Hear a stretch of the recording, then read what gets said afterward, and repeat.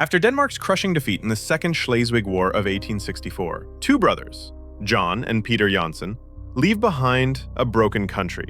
Their destination? America, the land of hope, the land of second chances. 7 years of hard labor. Brick by brick, they build a new life, but John's heart remains across the ocean with his wife Marie and their son Creston, still in Denmark.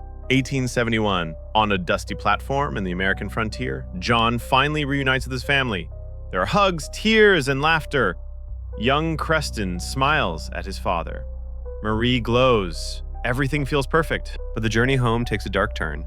Their stagecoach picks up two new passengers, hard-eyed men with prison tattoos. One of them is Paul Delarue, fresh out of jail, violent, unpredictable. He fixates on Marie.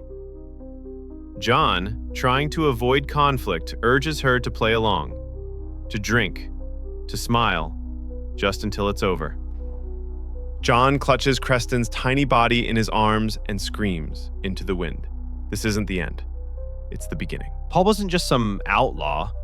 He was the brother of Henry Delarue, a former soldier who now rules a small western town with fear and fire. When Henry hears about Paul's death, he demands justice. If the killer isn't found, innocent people will pay. And they do. An old shopkeeper, dead. A crippled man, shot. Then another. Blood runs through the streets. No one is safe. John and Peter try to leave the town, but Peter is captured. And John is tied to a wooden pole in the sun, left to die. Days pass. The town's mayor, a corrupt coward, does nothing except steal John's last few dollars and walk away smiling. But Peter escapes, he saves John from death, and dies for it. John watches his brother's lifeless body dragged behind a horse, and he knows now he has nothing left to lose. While Delarue tightens his grip on the town, his mute sister-in-law, Paul's widow, Madeline, steals a bag of oil money and runs. She doesn't get far, he catches her and ties her up. John finds shelter with Mrs. Whistler, a woman who's also lost someone to Delarue. She gives him a gun, a flask of water, and a reason. The next morning, it begins. The mayor's body lies in an open casket outside the town gate. Inside, Delarue screams.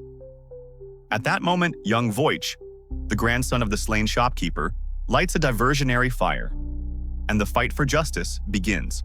The town erupts in flames. Voight fires from the rooftop.